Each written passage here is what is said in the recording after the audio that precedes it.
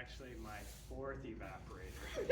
But it was the first actually commercially made evaporator. So, The warranty's still good, right? yeah. So thanks for having me tonight. I do see a lot of familiar faces here, and so I will do my best to. Not sure if I'm going to enlighten you, because I know a lot of you probably know much more than I do, particularly about forest health and things like that. But what I tried to do is put together a presentation that's really from the maple perspective, as much as I could. Just to build on what Jack said, I consider myself a small commercial maple producer. We've got 3,400 taps. And these days, when you start looking at the size of some of the operations, that's why I say small. I think now the biggest one in Ontario, they're probably in the next couple of years going to be pushing 150,000 taps. So yeah, we're a bit of a peanut. We're big in Simcoe County, but not provincially. And I did deal equipment for a while, so the neat thing about that is it gave me exposure to more of the industry, and I got to see and learn a lot from people around the industry with that. And of course, I'm the executive director now, and my education is not forestry. I have a BSc in physical geography, so I learned a lot about soils and glaciation and things like that. So that helps me these days. I am not a forester, and I'm not a forest health expert. So if you have something to contribute that I've missed, then please do chime in. We've got a small group, and I think we can have a good discussion. So I think one thing that I've learned, and that's what I'm trying to give here, is kind of some summation of what I've learned and my perspective over the years. Is that is the important thing, is what's your perspective? What are your goals and what you're doing in your bush? And I think any good forester who's coming in to mark your bush and things like that is going to ask you those things right away, right?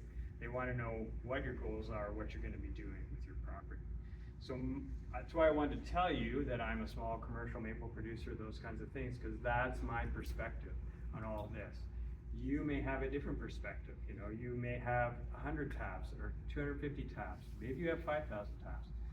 So your perspective is going to be different than what mine is. So keep that in mind. Take what I say with a grain of salt, and learn what works for you. And find many of you have been in this a long time, but there's a few of you that haven't. Find professionals that you can work with that appreciate your perspective and can add to that. I think that's a really important thing. So the way I framed this was, can everybody see? I'm kind of standing in front of that. Sorry, I'm just realizing that. It's okay. It's okay. It's gonna work? Yeah. I'll move. You're moving enough. I'll move around, so you can see You're pretty thin, John. Yeah. You aren't eating all that syrup. So I know this is a forest health seminar tonight, but when Jack and I were talking too, we talked about maple and how that works and what's a good maple bush. So I kind of tried to frame it that way. So some of this stuff is, I think a lot of the things that make a good maple bush also make for a healthy bush as well. So that's the way I tried to approach this. And most of us, of course, don't have the perfect sugar bush or even the perfect syrup operation. We're all dealing with different issues on our properties, right? And how do we balance those and come out with something that works well for us? And that applies to health too. We all have different issues in our bush. So if we can recognize those and try to fix them where possible. Size matters when you're dealing with syrup operations, maple bushes, I think. One, if you're trying to look at particular economic goals, it's important to be probably above 1,000 or 1,500 taps these days if you want to actually make a profit. Again, that may not be your motive. or you may be using that as a centerpiece to do other things with.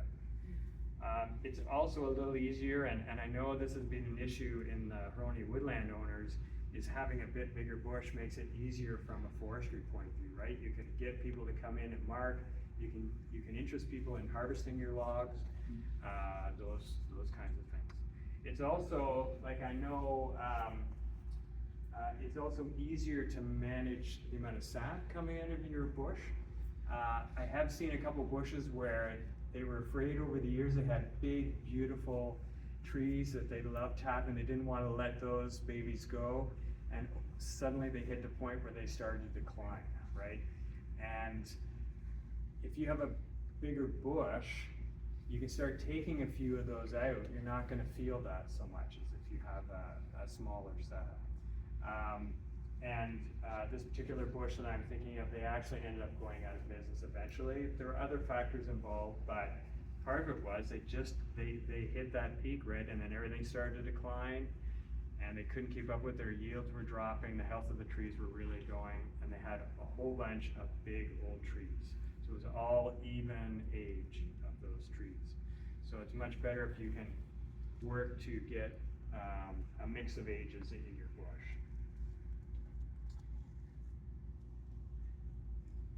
So this is terrain, was something I was thinking about when I was thinking about what makes a good sugar bush. And that encompasses a bunch of things. Aspect, so that's the direction of your bush points, the slope, the drainage, the soil. These are things we can't change much. You know, if you spend any time in maple, you're probably always cursing the people that have the south-facing bush because they seem to do a lot better much of the time. But hey, both of our bushes are north-facing and we've been doing all right. It may, as I've outlined here, be that over time with climate change, if you've got a north-facing bush, you may start to do better actually than south-facing bushes because you're not going to be heating as much in the daytime. Also, one producer I talked to, he has a south-facing bush and he feels he's not getting regeneration now of his saplings in his maple bush because it's so dry now. It wasn't a particularly wet slope and it's south-facing and it gets so dry he doesn't think the saplings are able to survive. And it's a little easier on your big trees too, right? If they've got a steady moisture supply, which is probably going to be a little easier with a north-facing slope. If you're setting up a new bush, having a 5 to 10% slope, you guys see that right? 5 to 10% slope is a great way to make a lot of soil. It's a lot easier to run lines and things. If you're running buckets, it's not so much of an issue. You want it flat, so it's easier to have trails and cut those. One thing about slope as far as forest health goes, I think if you're getting into slopes more than 10%, it's pretty hard to maintain that, right? I know we rent, some of you may know Max Wag from the past, Jamie Hunter. We rent their old bush on the slopes of the Y Marsh. And it's got to be good 15%, if not more, going down that slope into the marsh. And when that bush has been cut in the past, often they didn't cut that area. It was just too steep, too hard to get at. So I think if you've got easier terrain to work with, your health's going to be a little better because you're going to be able to manage things better.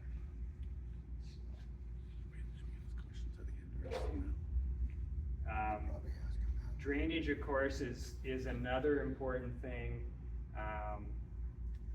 for bushes in all cases. With maple, if any of you have maple in your bush and wet areas, I think actually, Craig, you have some wet spots back in your bush, right? Do you notice much decline in the really wet areas, or are they holding up okay in there?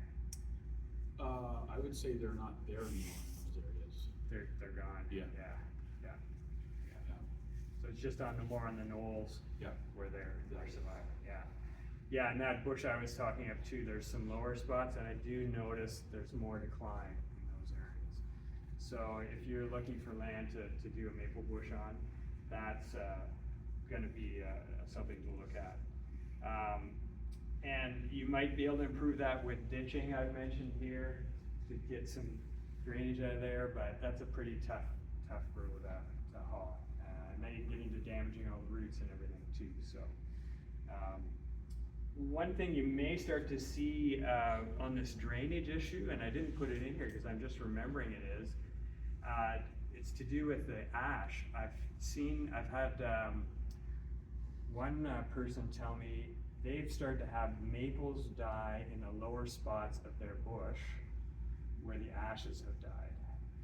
And he thinks it's because the ash aren't there to move the water up and out of that area, because they can tolerate more wetness than the sugar maples can, right? Sugar maples like to have dry roots. So if those trees have died off now because the emerald ash borer, then there's nothing there pumping the moisture out of the ground. Now the water table's rising up, and he's seen a decline in his maple trees in the lower part of the bush. John, we just took out 100 ash out of our maple grove and last fall, and happy to report that the maples look like they're doing better now. Yeah. There's more canopy space. More canopy, and- yeah, it's gonna be very dependent, like from bush to bush, right, that kind of thing, for sure. But, it was a lot out of your bush, Yes, as I recall? it was good proportion, Yeah, yeah. yeah, but you shouldn't have any really wet spots, I don't think, in that. Well, I was gonna go back to your slope question. We have 1 to 2% slope at best, so I don't know if you run any vacuum on yours, but I think that's because we're just tubing that forest Yeah. starting this fall, and we'll have to probably run vacuum as a solution. Yeah, the thing is with vacuum, you still need to have your line sloped. But there are ways, People around must that. tap flat forests. Yes, so I do talk a little bit about that later, but we Okay, might as well sorry, talk I'll about let you that go. now, but what ends up happening is your main lines Mhm. will have to be closer together, because you can't slope the, you don't have the natural slope to work with, so you have to create it. So typically in our bush, which we're lucky, our bush is not everywhere, but we do get a lot of that 5 to 10% slope. We actually run the main lines across the slope, and they're about 100 feet apart. And then the lateral lines come down into the main lines. But what you'll probably have to do is you'll probably have to make them maybe 50 feet and have more main lines, because you don't have that natural slope. You've got to start at the end of the lateral line, up tapping as high as you can get, and then Laura won't be able to reach Laura those will be able taps. to the ladder for that. And then your main lines will have to be as low as you can get them, so that you can create the slope to do Thank you. that. So, yeah. So the soil that makes a good bush, have many of you noticed, who has maple bushes here? Who would say you have a light soil in your maple bush? Oh, not everybody, yeah. Sandy, yeah. Yeah, in the middle? It's really sandy. It's Sandy, it's yeah, sandy, yeah. Yeah, I mean, they don't like to have their feet wet, like I mentioned, so a loamy soil is gonna be best. If you're getting into clay stuff, sometimes they're okay, but not too wet, so. And good calcium, we're kinda lucky around here because we're on top of moraines. And so, I don't know if you've ever had to pick rocks in your fields or even looked in your fence rows, but there's a lot of, granitic rock, right? Igneous rock that doesn't have much calcium, but mixed in there, you'll find chunks of limestone. And that's from the working of the glaciers back and forth over this area and mixing in stuff from as far away as Collingwood, right? From the areas where we do have limestone.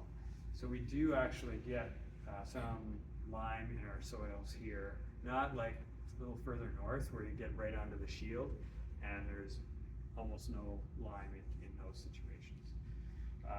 But that's one of the things you can probably work around is liming in your bush, or another thing they've been experimenting a lot with in Muskoka is wood ash. they've actually been a project going up there where they collect wood ash and they're dumping it in lakes and they're dumping it on forests. And they're putting it in the lakes because it's all the acid rain we had for years because of Sudbury leached everything out of the soil and out of the lakes. So it's even difficult for little things like crayfish and stuff to survive in those lakes because there's just not enough calcium in the system. So in some cases, they're actually dumping it into the lakes to help bring that back. But they're using it in sugar bushes too, and it seems to be good results. You can't just throw lime on any bush and you're gonna get good results. Around here, it may not make as big a difference because we have some lime in our soil, right? Have some calcium in our soil. But if you're having troubles in your bush, that could be something to look at. My brother-in-law was having fun with this picture. This is a roadway down through our bush, Suzanne and I. So roads and access are important things in a maple bush, but they also affect your forest health. So we need them for tours, repairs on lines, exercise, logging. And why do we use roadways? Well, we're gonna keep the damage to one spot, right? We have compaction and stuff going on. That's hard on roots. You may nick the trees alongside of that run. You'd rather hit the same tree twice than nick another tree that you've been swerving around through your bush. So it's better to have an established road or movement system in your bush. We even in this bush now, we cut it 15 years ago, and we're starting to take tubing out and take some of the smaller and trees that are we have problems with out. But I'm using the same logging roads that were put in by the folks that did it last time. We've covered them, like they've had tubing running all across them, but 15 years later, you can still see, I just had to brush them out a little bit. So we were able to move back in along those and get out all the wood. So it's better to move along the same kind of trails and everything all the time. One of the downsides of trails is it gives access for invasives. And along one of those logging roads is where I found garlicky mustard in our bush. So that's something to keep an eye on.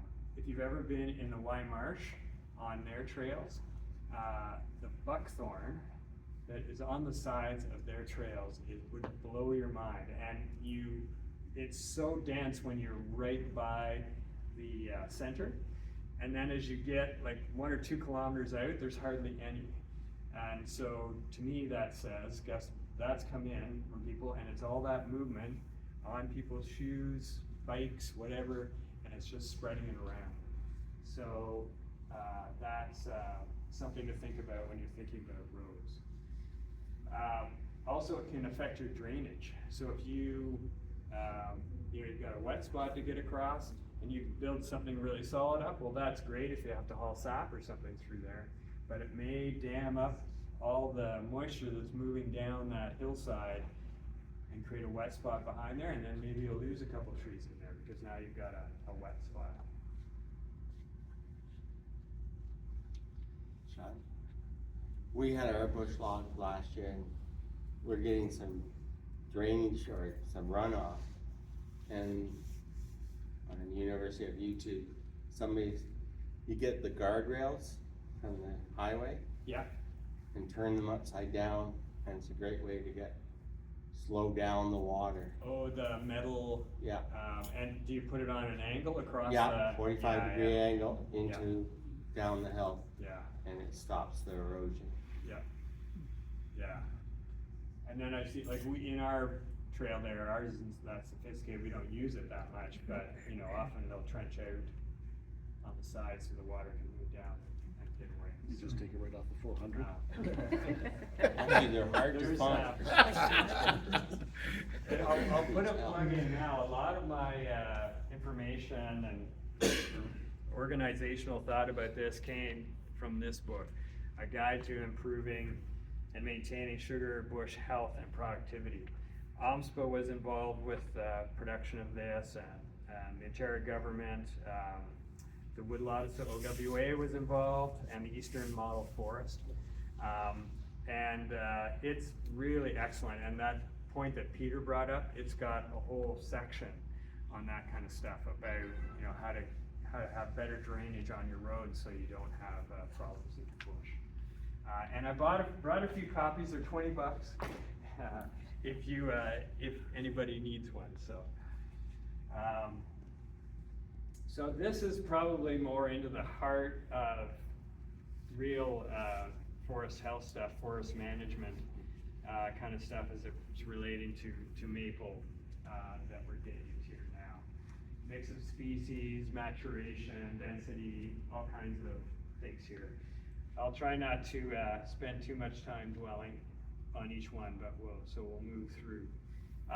Mix of species. So it's great if you've probably heard this. Everybody will tell you, don't go to all straight maple in your bush. It's bad for it. And yet you walk into a lot of bushes and you'll see, where's the other trees? You know, it's looking like pretty much like maple. Part of it, it's hard to keep other trees over time sometimes, right, in a maple bush because they're become so dominant. The other thing is we've lost beech and ash, the things that really easily coexist with a mature maple forest, right? So we really have to hang on. In our case, we've got red oak and basswood and a little bit of black cherry and some white pine in our bush. So I'm trying to make sure we keep some of those in there.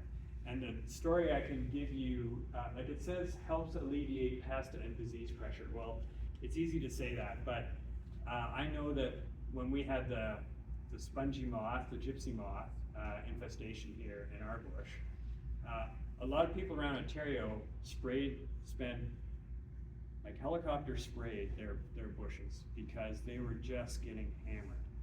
And it's not to say that we're any better than them, but our bush has a pretty good percentage. I would say 15 to 20% of basswood and red oak and still left in it, and some pine.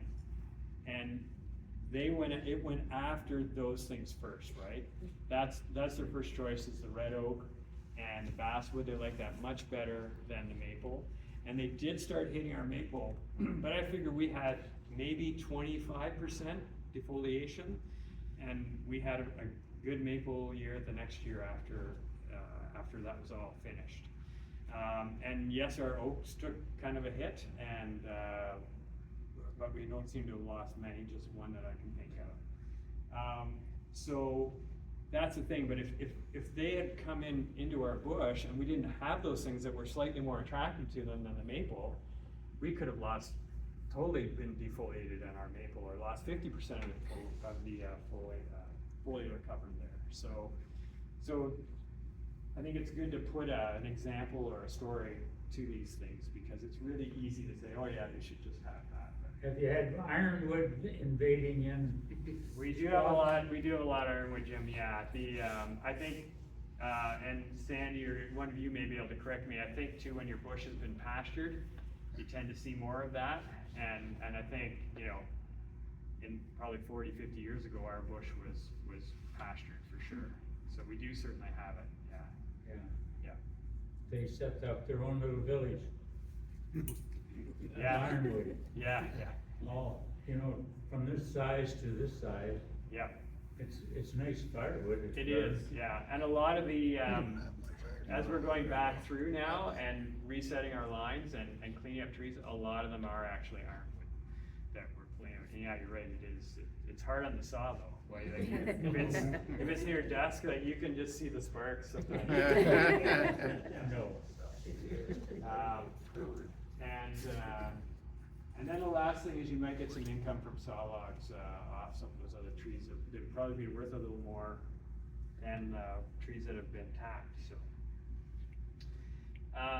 maturity and age distribution. We already talked a bit about that, but that's something to think about. Even age stands. You have all the trees the same kind of age, and that's what I was alluding to. Is, you know, big trees that all grew up together and then they all die at the same time too. So that's the problem. And then, if you can, start encouraging some change within there. So that you've got a few of those nice big old trees that can provide good genetics and good seed for that bush. But start changing them over so you got some other, smaller trees coming in there, then that's a great thing too. Cause once you hit a point with those big old trees, it's pretty hard to rejuvenate things. Density here, I'm starting to get into the forestry thing, but I know, when we had our bush cut back there 15 years ago, I was pretty hesitant to let too much go out. You can see on the second line down there, it's saying 19 meters squared per hectare is considered optimal. So for those of you who don't know, that's just the surface area of trunks in a hectare. So if you cut all the trees off at chest height and you put the tops of the logs all together, you would have 19 meters squared in surface area for every hectare of your bush. So it's just a way to measure how many stems and how big they are in your bush. And I think we were running around 27, and I was looking at the bush thinking, oh, there's a lot of taps there. We go down to 19, how many of those taps are gonna go, right? So as maple producers, but now, and I know Peter has been good at this because his bush is probably a lot closer to 19. Do you know what your bush is? I haven't taken after the logging operation, but we took mostly the Ashton Beach, Yeah, few maples. We were trying about 22 feet between maple stems. yeah, and I forget, there are some algorithms that kind of work that backwards to that, but I can't remember the exact, but I think as maple people, we like to hang on to our trees, and so I think you do need to learn to let them go and listen to what the forester says. Because if you have too many trees in the bush, you're gonna have more weak trees, right? You get all those little, what's the Dr. Seuss, the truffula trees, or what's the one, yeah. So you end up with all these things that have just a little tiny bit of crown on it, right? And they're spindly, and you get one of them going in a heavy windstorm and they all go, and they're a lot more susceptible to insect damage and things like that. So if you're too tight, it's a problem. And if you don't have enough, it can be a problem too. You can get more wind damage that way. And one thing I didn't know, I read today, was maple borer loves a more open bush. So that's one thing about opening up a maple bush too much, is you can start having more maple borer. Yeah, what's maple borer? You've probably, I do have a picture of it. I have a picture of what it looks like, but the damage I don't maybe. Have you noticed any scars in your bush, in the trees that go like this, and then and the bark is all dead, and you'll find dead wood underneath it? No. I'll maybe see if I can take a picture, because we have it in our bush. But it bores in and it kills a whole little section inside the bush. So a beetle type of. It's a little beetle, yeah. And I've got a picture of it. It weakens it. Yeah, They're especially probably up about 20 feet. yeah, usually somewhere in the first 20 feet, and then you get a big windstorm and They'll it'll pop. snap there. Pop. Yeah, so, so that's what that is. But yeah, at the bottom there, I say producers were reluctant to cut maples, for sure. Understory management, this is another thing I find, is I've talked to some people over the years that are like, oh yeah, I got out there with my brush cutter and yeah, cleaned her all up, it's great, I can walk right through there now. Well, what the hell's gonna take the place of everything else, right? If you do that. So, it's nice, but we do need, and there Jim's talking about the, sorry Jim, I'm blanking, the tree you mentioned. Ironwood. The ironwood, yeah, there you go. You can see lots of ironwood, that's in our bush. So I should probably be taking some of those out, but you want those maples, and you still want some diversity in there, right? So resist that temptation to clean up the understory too much. And leave some biodiversity, homes for animals and insects. Decaying logs, it's not a bad thing to leave the brush from the tops lying in a pile to break down, because you're creating, mycorrhiza that help break down everything and feed nutrients to the maple trees. So something to think about. Anyway, don't get out there. John, do you do any management of that, or do you just let nature run its course when it comes to that? And part of that for me is that I can't with 50 acres of bush to manage that way, right? So what I will do is, when we run a line in the bush, I usually have clippers with me, and then I'll just be taking those side branches off as I go out, so then I move along that line more easily. And then I get to the end of the main line, that lateral line, and I go across to the next one in the bush. Then I might snip a few of those off that are getting in my face as I go. Or ones that are a real nuisance, then yes, but not everything. Because it's just too hard to do that with 50 acres. The other thing, when we left some wildlife trees, Yeah, I do. Hang on. Here we go. Do you like just cavity trees, Peter? yeah, cavity trees are just trees that are no tops on them, they're just Yeah, stems, yeah, and they might be 20 feet tall. yeah. Yeah, when we were installing the lines in our bush there 15 years ago, we were in the middle of the winter cutting some trees that were gonna come down anyway, as I put in some main lines, and a flying squirrel flew out of the top of one. And it was just a little hole. It wasn't a great maple, and it flew off to another tree and then looking for another home, because if we kicked it out, it was probably -10 to get it. I don't know if it survived, but so after that, I thought a lot more about what you're saying. It's maybe not so good for our lines, because I bet those critters are chewing on them at night, but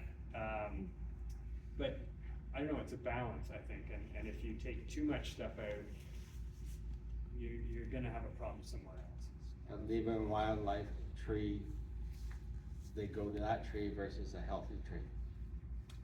Yeah. That's my theory Yeah. anyways. And once in a while, we have because we've left those, we have to go, it's come down on the main line in a windstorm, we have to go clean it up. But usually those trees are so broken up by that point, they don't do a ton of damage. And I don't know if you've ever seen one of those critters. You recognize, can you see it well enough there? It's a tree frog. Oh, okay, yeah. Yeah. I don't think in a bush that is devoid of things, you're gonna see those guys, And then also the removal of diseased trees, I think is something that I would encourage.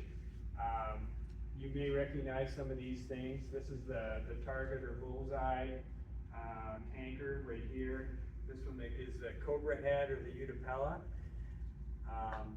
And then that's a cank or a conch, and then that's root rot. But these are pretty easy to see in your bush, and they spread by, they're fungal, so they spread by spores. And if you have an injury on a tree, a falling branch opens up something on your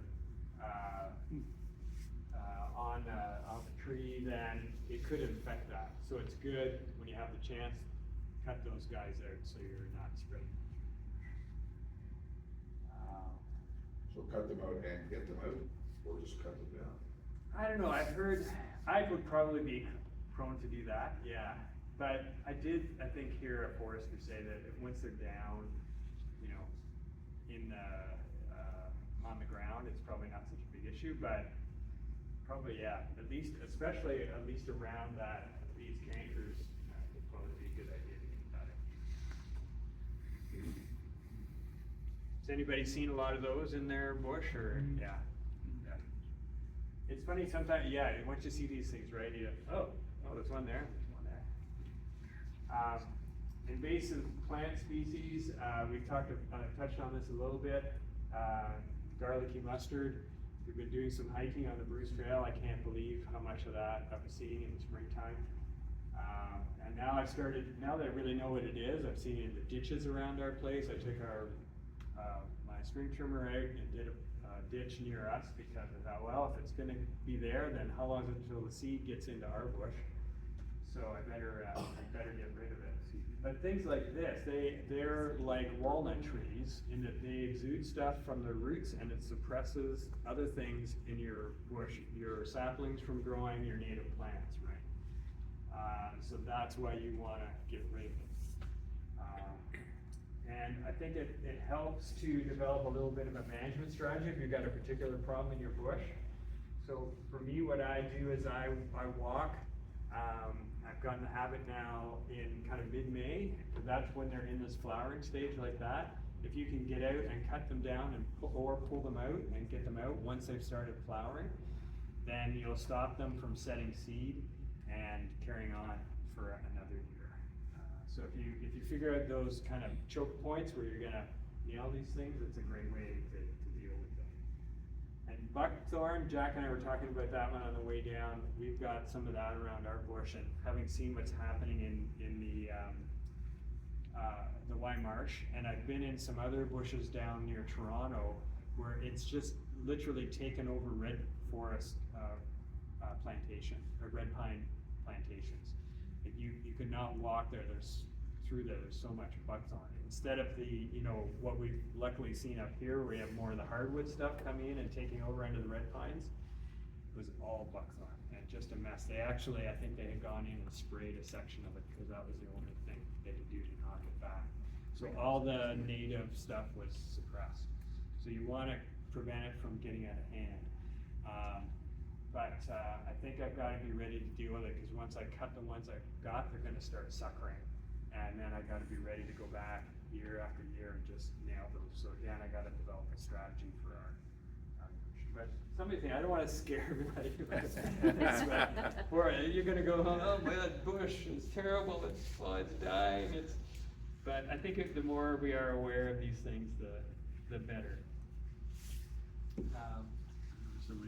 The damaging insects from the maple point of view that we deal with sometimes, the biggest ones are probably like these defoliators, like the forest tank caterpillar. We haven't had a big outbreak of that here in many years, but we had similar with the spongy moth there 3 years ago.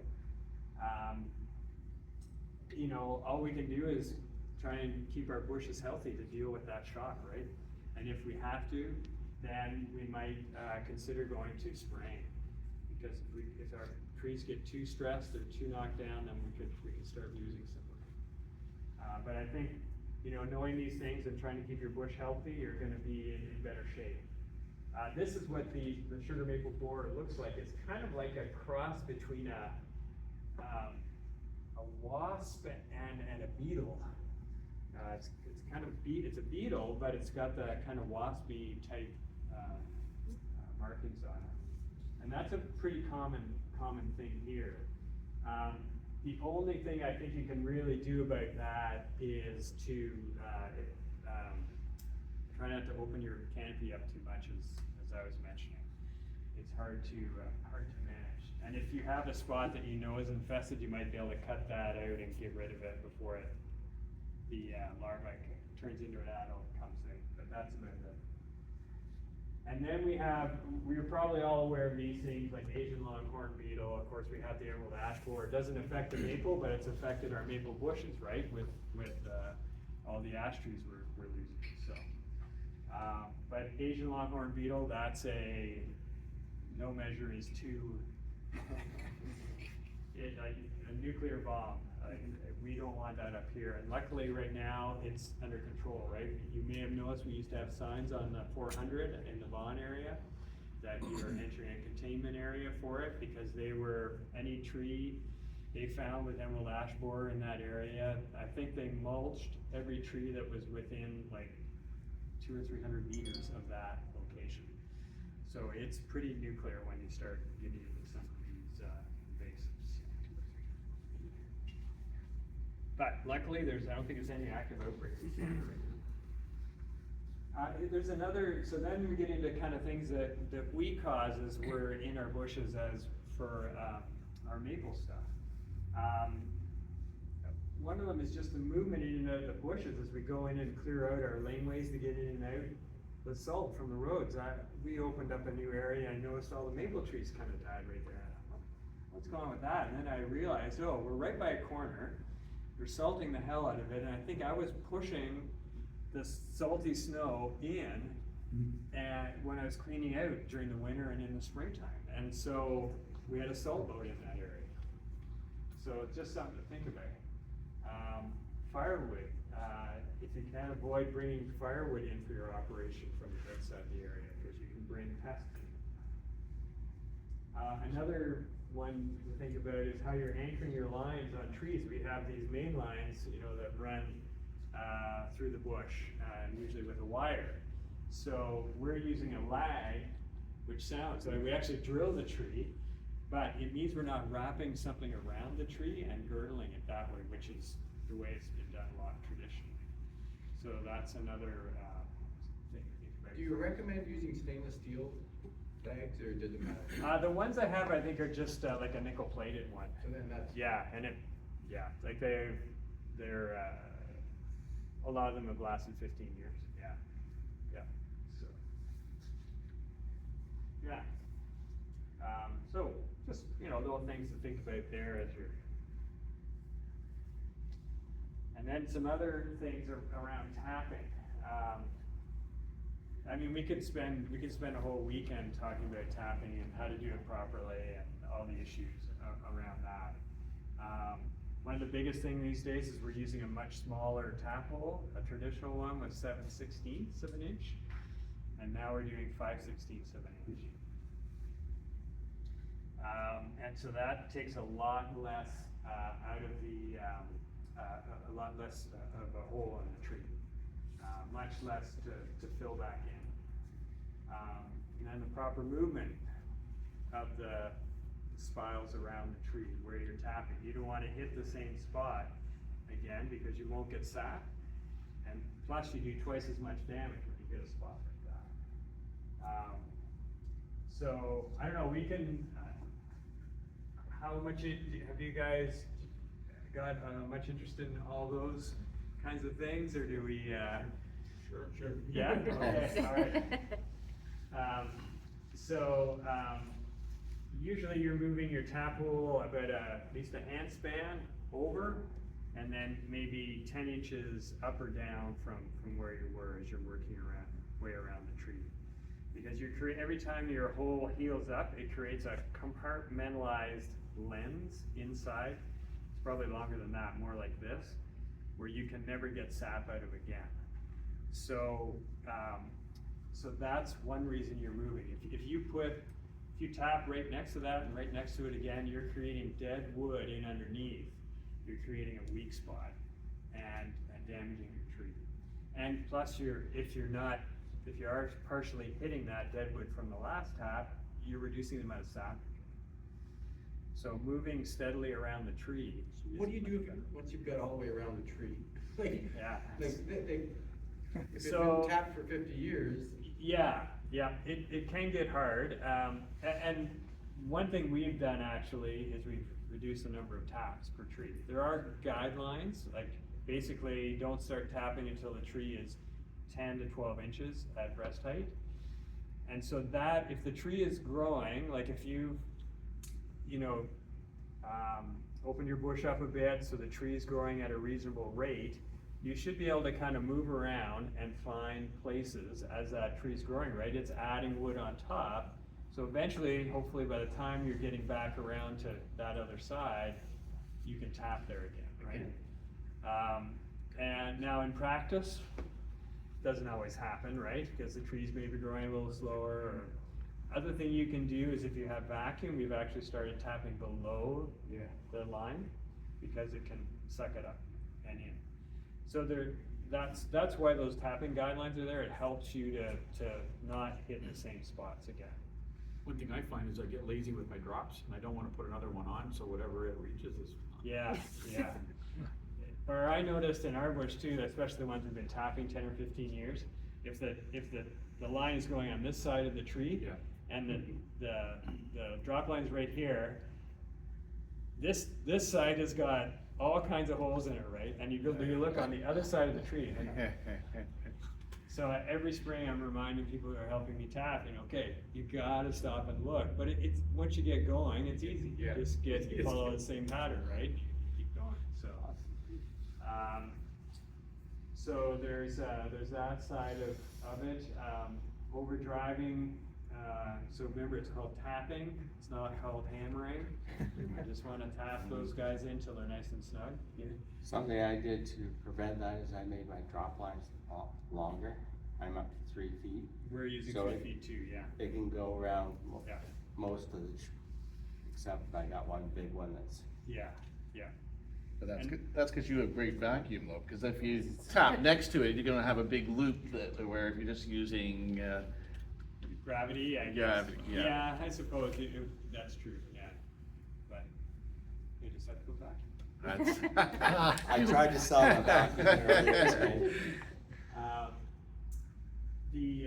And tap warmer than -5 degrees if you can, because the wood's a little less likely, you're less likely to split that cambium and damage the tree.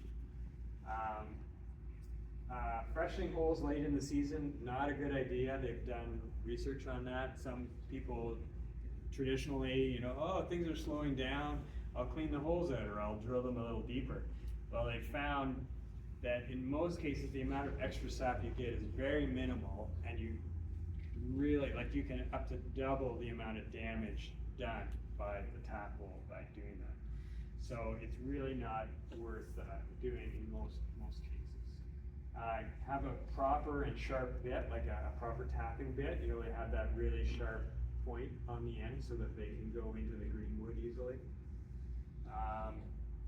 And also, when you're taking out your taps, they're actually starting to recommend now that you grab the tap and you turn it, and then you use a proper tool to pop that out. Because if you're just kind of yanking at it and not doing it properly, you're actually pulling bits of that bark cambium away from it and creating a bigger hole.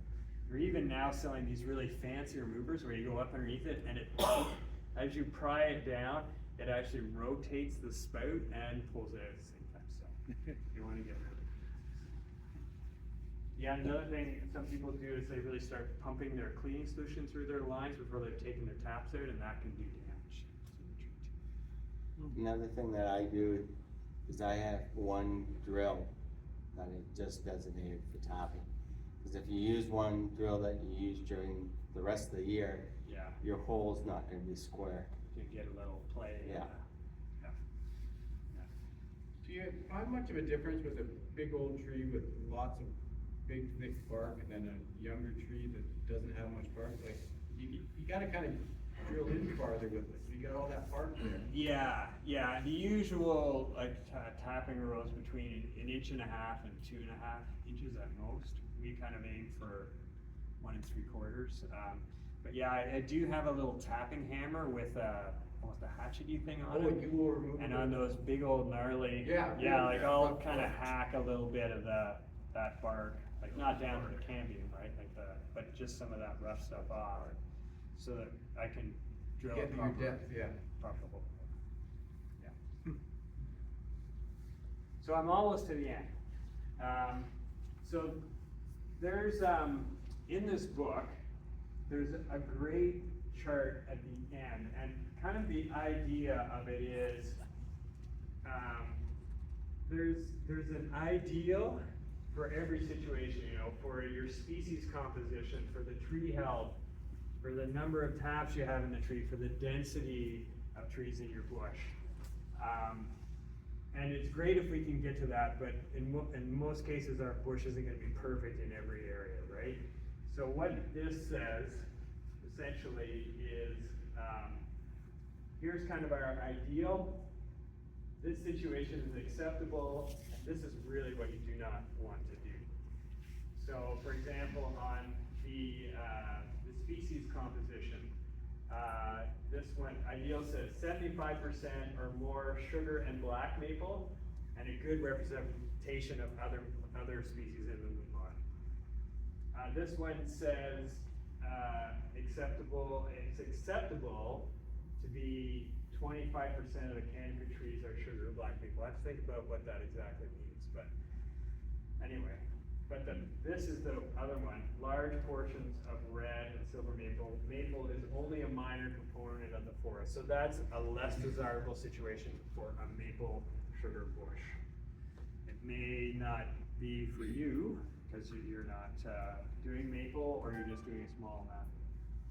But I just thought it was really interesting to look at it from that perspective. It kind of gives you the ideal. And then, okay, if you're here, that's not too bad, but you really don't want this if you're doing a maple bush. So that'll be, I'm gonna give the PowerPoint slides, so then you can look that up if you want. And then, that's it. That's our sugar barn, our 150-year-old. Let's have a 150-year-old barn, and it is our sugar shop. Yes. So overall, it was a pretty fantastic year for you, It was a decent year, yeah, Okay. above average for us. except for and the early, it was your record start for you, was it? record early start, and we had probably the most dark syrup we've ever produced, I think, like relatively speaking. So because of that warm weather that we had in March, or early March and late February. Sorry, I've been moving all over the place about this. John, can you talk a bit about, you mentioned dark syrup, can you talk a bit about the classifications that talk about both the color and the flavor, and maybe what do you think causes that differentiation?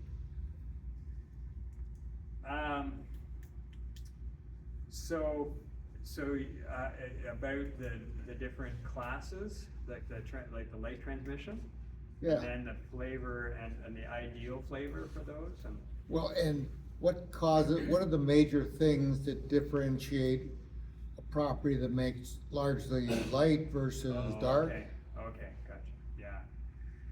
Yeah, so for those of you that don't know, we have 4 grades of syrup now that we grade to. So we have golden, we have amber, dark, and very dark.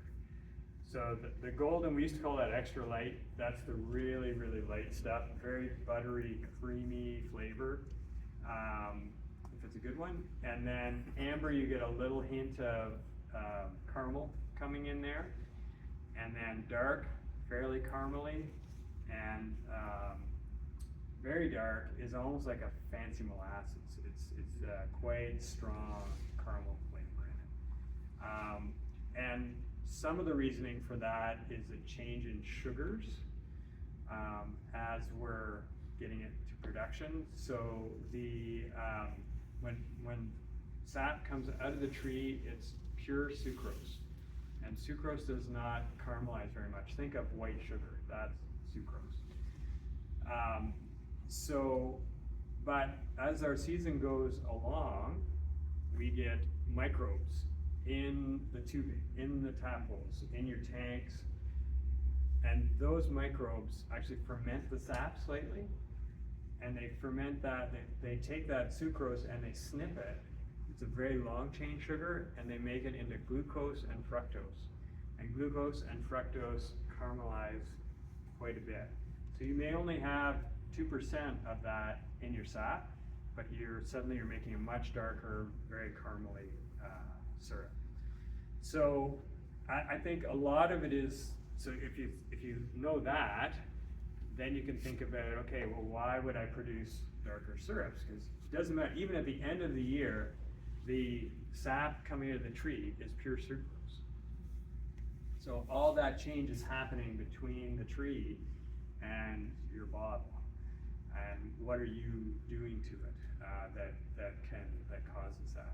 And I'm not saying that's a bad thing. It's because that's part of what we love about maple, right? Like you need a bit of that fermentation to bring out that full, nice flavor, right? So I think in a lot of cases it's the collection system.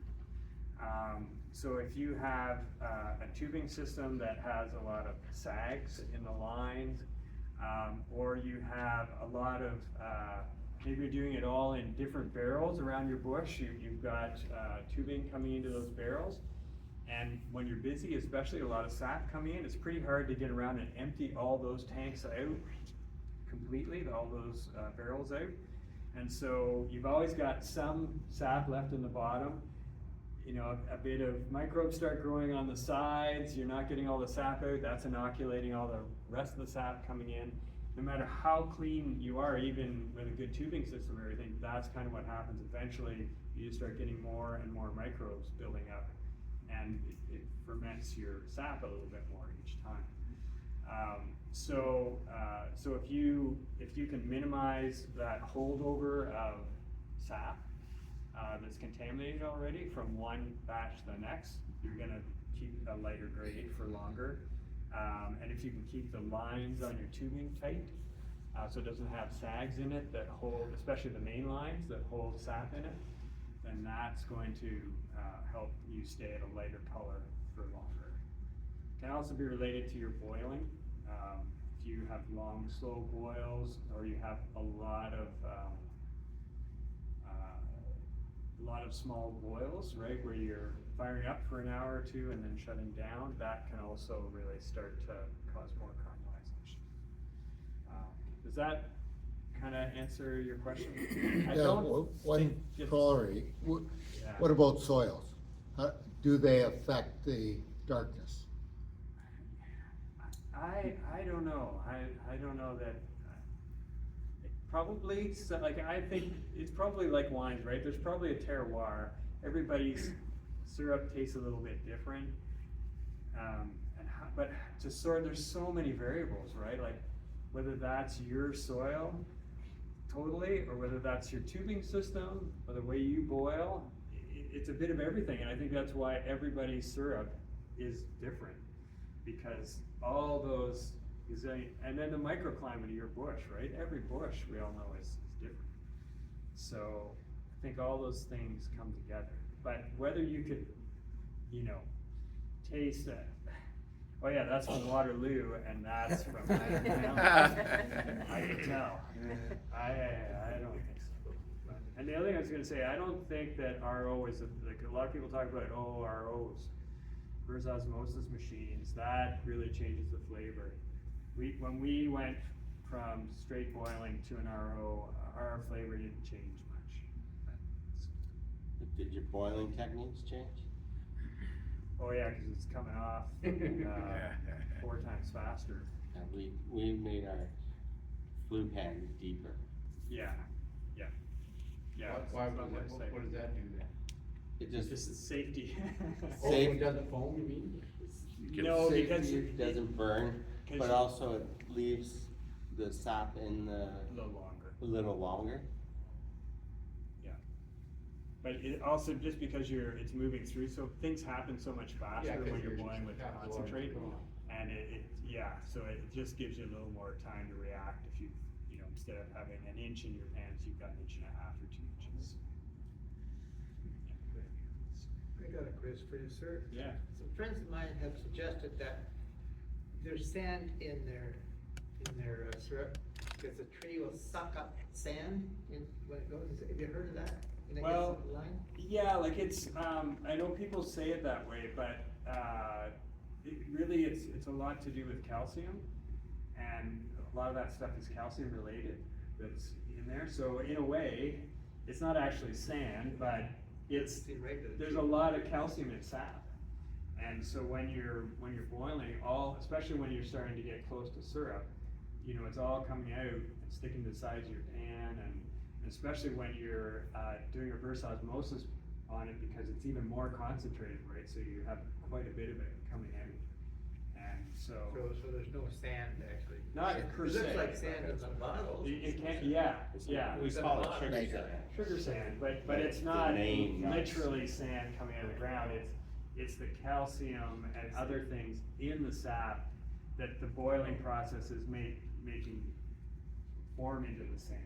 And then your filtration systems usually remove most of that Yeah. towards the end. Yeah. John, just to go back to the tapping on the, in terms of keeping that, doing that right. One of the things I think we're afraid of is tapping the north side. Yeah, Is there any truth to that? no. I like this. That's a good answer.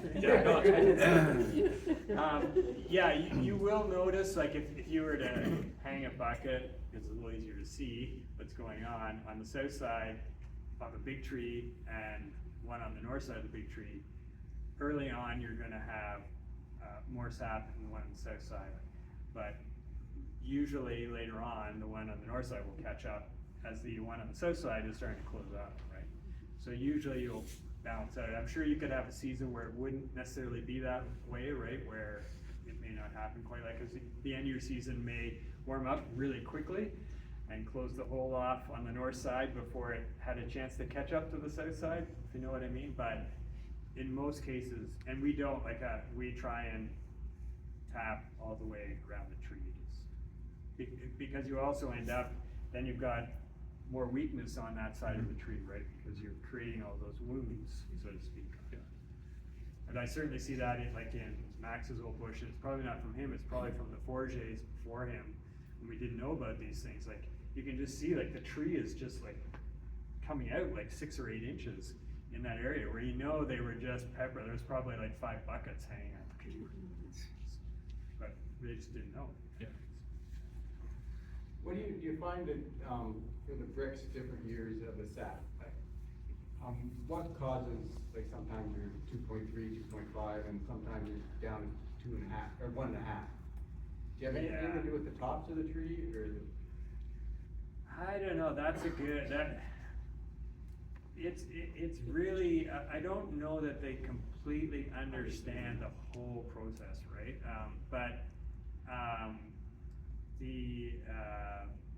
Like, there's a lot of talk, usually you would have, in a year where the trees do well, they're gonna produce more sugars, That- right? exactly, So yeah, you're that's- gonna store that, and you could have a better year the next year. But, when you think of it, you're drilling, like, that's getting stored in the outer layer of the tree generally, right? Each year you're adding a new layer, and that's generally where those starches and sugars are gonna get deposited, right?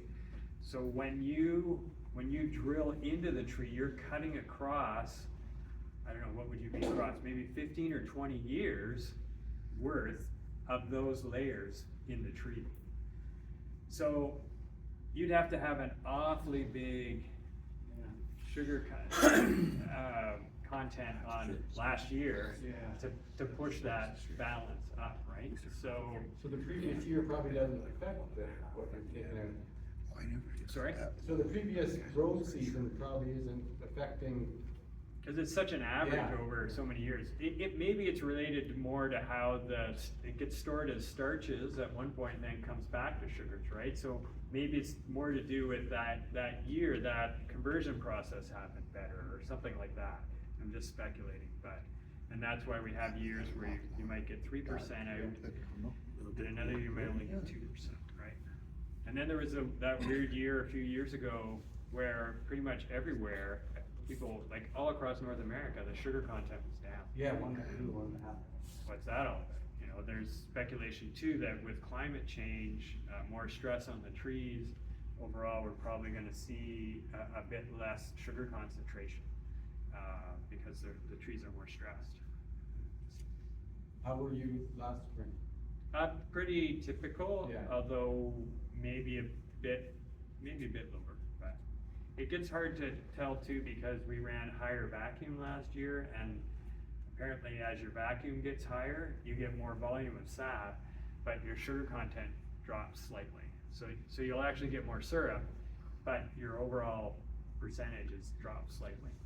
So we had pretty good vacuum last year, so I think we might have run into that. Yeah. So, any more things people would like to contribute or John, ask?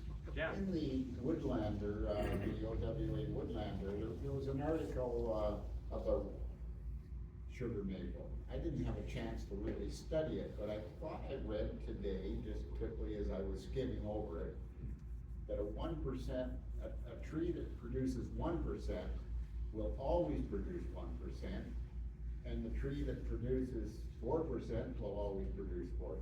Is that any truth to that? Maybe I read it wrong, but I'm almost positive. Well, that that's what I read. know there is a genetic connection. Like they did actually for a while have a selection program, so you could actually bring, I remember John Quick, I think, was testing for that. You could, and thinning on that basis, you could go in and you could test the trees and then say, well, you know what, that tree's only a 1%er. We're gonna take it live, and we're gonna keep the 4% one. But it's hard to do in practice, right? How do you get the percentages? That's what but this article said. yeah, that they're maybe. testing each individual tree. Yeah. And if it's testing 1%, get rid of it. Yeah. I'm going, Yeah. that doesn't. And they were trying to do maple orchards with trees that had better genetics for that, but then the other thing they found, it was also really heavily influenced by the size of the crown. Yeah. And so I was in one orchard where they hadn't used genetically tested trees, and they had just as good a sugar concentration as one that did, even though they'd just taken those out of the bush, but now they had these huge crowns on them right out in the open field, and they were doing really well. Peter, yeah. The other thing is you just can't test at 1 year for sugar content. You have to do Couple of years. a couple years. Yeah. Because a tree that does 1% 1 year might be 3% the next year. So Oh, okay. it's not just 1 year. I don't know enough about it, sorry, yeah. That article was written by John Quick, that he's referring to. Okay. Just come out in Woodlander the last couple of days. Yeah. Yeah, so John, it's quite extensive. Okay, well, John would know, he has experience with that stuff, so yeah. Well, John, I was gonna say I can tap to, thank you. Yeah. I wanna thank you very much for informing us tonight. I've learned an awful lot. I've never made maple syrup, but I certainly learned a lot tonight. And I appreciate the maple syrup because I'm a big user of it. I use it every day. Yeah. And I get it all from John Williams. He's a neighbor up the road, and he has a little store, if you could call it there, in the back. Shed. And you can walk in and put your money down, and he's got a selection of all the different sizes there, and he's not even there. You just leave your money, take your stuff. That's why Cindy comes, he gets free syrup. You figured that out, did you? Yeah. Thank you very much, John. That was very informative.